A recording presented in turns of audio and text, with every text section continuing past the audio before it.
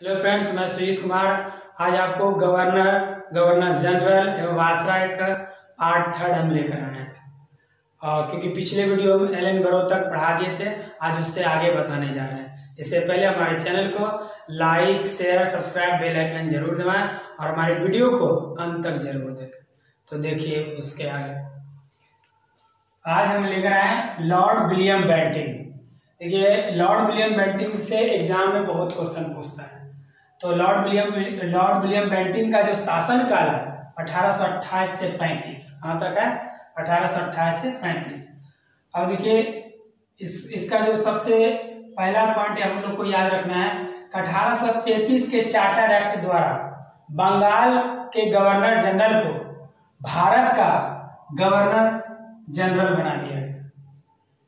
तो पूछेगा कि किस एक्ट के तहत बना था? 1833 के चार्टर एक्ट के द्वारा बंगाल के गवर्नर जनरल को भारत का गवर्नर जनरल बना दिया गया। इस प्रकार भारत का पहला governor general Lord William Bentinck हुआ। तो पूछेगा भारत का पहला गवर्नर जनरल कौन बने? तो लॉर्ड विलियम बेंटिंक, याद रखिएगा।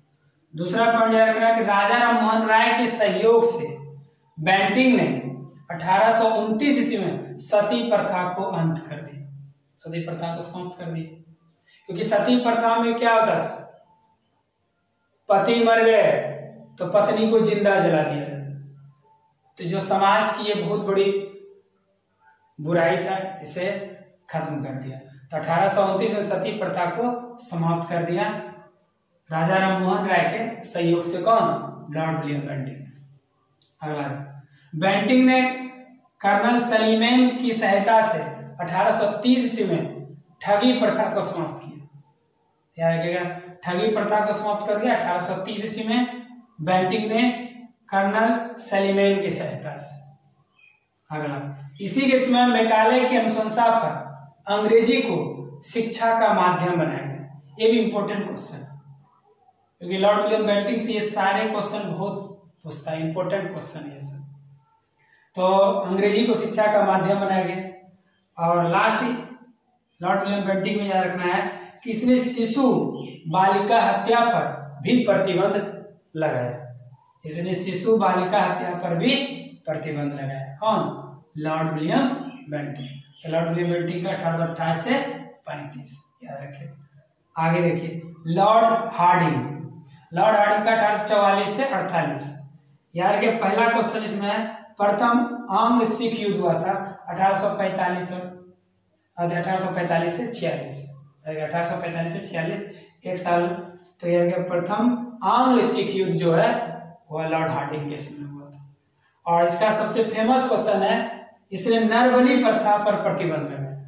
इसका फेमस क्वेश्चन है, इसने नरबली प्रथा पर प्रतिबंध लगाया। आगे चलिए, लॉर्ड डलहौजी 48 से 56। यहाँ से आपको पूछेगा लॉर्ड डलहौजी का शासनकाल 1848 से 56। तो लॉर्ड डलहौजी का 1848 से 56। और देखिए इसके समय में क्या क्या हुआ? द्वितीय आंग्ल सिख युद्ध हुआ। द्वितीय आंग्ल सिख युद्ध हुआ 1848 से 49 ईस्वी, याद रखिएगा। तो द्वितीय आंग्ल सिख युद्ध 1848 से 49। दूसरा पॉइंट देखिए, डलहौजी का शासनकाल उसके व्यवगत सिद्धांत के कारण अधिक याद किया जाता है। और देखिए व्यवगत सिद्धांत क्या है? तो याद रखिए, व्यवगत सिद्धांत बोलिए, विलय नीति बोलिए, राज हड़प नीति बोलिए, सब एक ही है, ठीक है ना? याद रखिए, राज हड़प नीति बोलिए, विलय नीति बोलिए या व्यवगत सिद्धांत बोलिए, सब एक ही है। यह डलहौजी के शासनकाल में आया था, राज विलय नीति। तो याद रखिए, राज विलय नीति, हड़प नीति, व्यवगत सिद्धांत, यह कौन आया था? डलहौजी। और इसलिए इसका डलहौजी का ट्रिक जो इम्पोर्टेंट है, याद रखिएगा, रेल हड़प स्टाम्प। इसका ट्रिक है रेल हड़प स्टाम्प। तो भारतीय रेलवे का जनक हम लिखे भी हैं, देखिए डलहौजी को भारतीय रेलवे का जनक है। तो भारतीय रेलवे का जनक कहा जाता है डलहौजी को। और इसी के समय सबसे पहले रेलवे चालू हुआ भारत में 16 अप्रैल 1853 ईस्वी। मुंबई टू ठाणे 34 किलोमीटर का डिस्टेंस था, मुंबई टू ठाणे। यार के सबसे पहले चला था 16 अप्रैल 1853 ईस्वी। तो भारतीय रेलवे का जनक कहा जाता है किसको? लॉर्ड डलहौजी। और रेल हड़प वही हुआ, व्यवगत सिद्धांत बोलिए या ये राज हड़प नीति या विलय नीति, लॉर्ड डलहौजी का था। और इस नीति के तहत सर्वप्रथम जो विलय राज्य था, जो सर्वप्रथम मिलाया अपने राज्य में, अंग्रेजी राज्य में मिलाया, वो था सतारा। सबसे पहले किसको मिलाया? सतारा को 1848। ये भी क्वेश्चन आता है कि जो व्यवगत सिद्धांत के तहत या राज हड़प नीति के तहत या विलय नीति के तहत सर्वप्रथम किस राज्य को विलय किया? तो सतारा, 1848 ईस्वी। सन 1856 ईस्वी अवध को कुशासन का आरोप लगाकर अंग्रेजी राज्य में मिलाया और उसमें नवाब था वाजिद अली शाह। ये भी क्वेश्चन पूछ देता है कि कुशासन का आरोप लगाकर अंग्रेजी राज्य में मिलाया, वो कौन था? वो था अवध। जो कुशासन का आरोप लगा अंग्रेजी राज्य में मिलाया वो कौन था? अवध था। और उसमें अवध का नवाब था वाजिद अली शाह। कौन था? वाजिद अली शाह। अब देखिए शिक्षा संबंधी सुधारों, देखिए ये भी बहुत इंपॉर्टेंट क्वेश्चन है। शिक्षा संबंधी सुधारों में डलहौजी ने सन 1854 ईस्वी की वुड डिस्पैच लागू किया। याद रखिए, वुड डिस्पैच लागू किया। ये क्वेश्चन आता है कि वुड डिस्पैच कब लागू हुआ था? 1854 ईस्वी। किससे संबंधित है? शिक्षा संबंधी सुधारों से, याद रखिए। उसका पहली बार डाक टिकट का प्रचलन हुआ था। हम अभी तुरंत बोलते हैं रेल हड़प स्टाम्प। तो पहली बार डाक टिकट का प्रचलन प्रारंभ हुआ था 1854। किसके शासनकाल में? लॉर्ड डलहौजी के शासनकाल, ये याद रखिए। इसी के समय में 1853 ईस्वी में कलकत्ता और आगरा के बीच पहली बार बिजली से संचालित तार सेवा हुई थी। अब देखिए ये भी याद रखना है कि पूछ देता है कि पहली बार बिजली संचालित तार सेवा कब प्रारंभ हुआ? तो याद रखिए 1853। किसके बीच? कलकत्ता एवं आगरा के बीच। किसके बीच होता है? कलकत्ता एवं आगरा के बीच। शिमला को ग्रीष्मकालीन राजधानी बनाया। तो लॉर्ड डलहौजी तो शिमला को ग्रीष्मकालीन राजधानी बनाया और इसने लोक सेवा विभाग की स्थापना की 1854 में। तो लोक सेवा विभाग की स्थापना की 1854 से। देखिए लॉर्ड कैनिंग 1856 से 62। तो लॉर्ड कैनिंग का 1856 से 62। अब देखिए भारत में कंपनी द्वारा नियुक्त अंतिम गवर्नर जनरल था। तो यार क्या भारत में कंपनी के द्वारा नियुक्त अंतिम गवर्नर जनरल कौन था? यार के लॉर्ड कैनिंग। अब यहाँ पर यार के भारत का प्रथम वायसराय था लॉर्ड कैनिंग।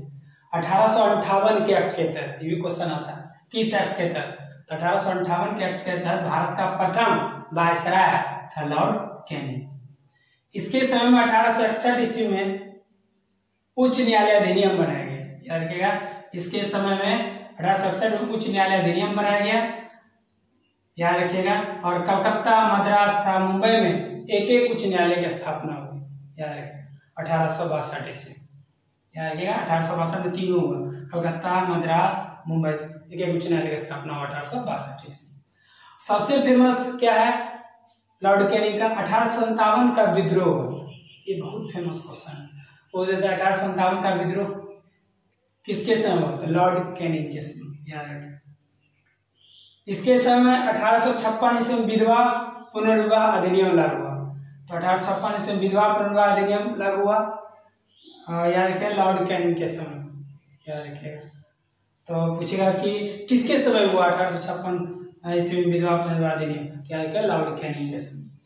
और इसके समय महालेखा परीक्षक पद का सृजन हुआ, जो बाद में नियंत्रक एवं महालेखा परीक्षक के नाम से जाना गया। बाद में इसके समय महालेखा परीक्षक पद का सृजन किया गया और राज विलय नीति को समाप्त कर दिया।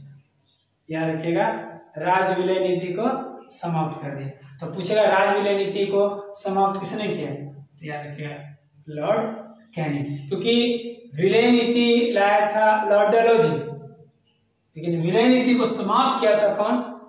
Lord Canning. याद रखिएगा, विलय नीति को समाप्त कौन किया? Lord Canning. और वही देखिए क्वेश्चन भी आ जाता है कि कैग पद का सृजन किसने किया? तो कैग वही नियंत्रक व महालेखा परीक्षक। याद रखिएगा लॉर्ड कैनिंग के समय हुआ था 1857 ईस्वी। तो कई पद का रचना 1857 ईस्वी हुआ था। और विलय नीति को समाप्त किया लॉर्ड के ने, याद रखिएगा।